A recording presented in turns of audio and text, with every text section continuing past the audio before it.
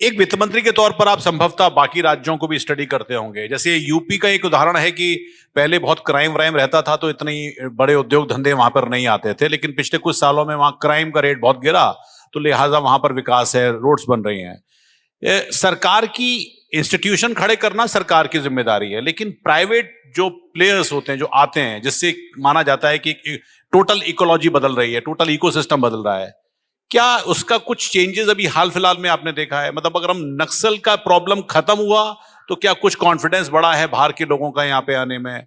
Overall scenario आप कैसा देखते हैं उसको? जो अमित शाह जी के नेतृत्व में, आदरणीय मुख्यमंत्री जी के नेतृत्व में माओवाद का जिस तरह से समापन हो रहा है, तो इससे रिमार्केबल चेंजेस मैं फील कर रहा हूं।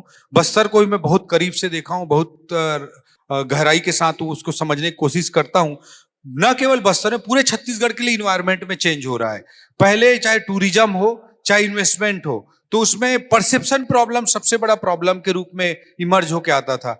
हम लोग तो अभी भी याद है कि जैसे मैं रहने वाला रायगढ़ का हूं, रायगढ़ की दूरी दंतेवाड़ा से लगभग 700 किलोमीटर दूर है।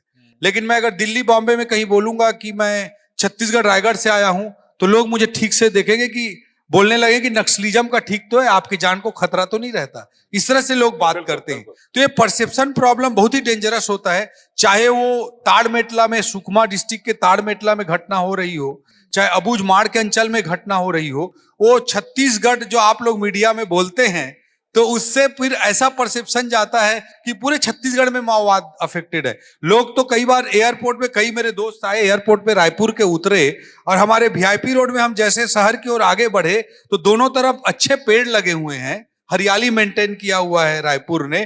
तो लोग बोलने लगे कि ये जंगली एरिया तो नहीं है, यहाँ से फायरिंग तो नहीं हो जाएगी, ऐसे भी लोग सोचते थे। तो ये जो परसेप्शन प्रॉब्लम है, ये टूरिज्म के लिए, इन्वेस्टमेंट के लिए, दोनों के लिए बहुत प्रॉब्लमेटिक होता है। तो जो निश्चित रूप से अब माओवाद समापन की ओर आगे बढ़ चुका, समापन हो जाएगा सशस्त्र नक्सलवाद का, लेकिन इससे जो परसेप्शन है वो तेजी से चेंज हो रहा है, और थोड़ा समय भी लगता है लोगों को कॉन्फिडेंस अर्जित करने में। बट मुझे लगता है कि इन्वेस्टर सेंटीमेंट के पॉइंट ऑफ व्यू से और टूरिस्ट के सेंटीमेंट की दृष्टि से ये बहुत ही बड़ा टर्निंग पॉइंट होगा।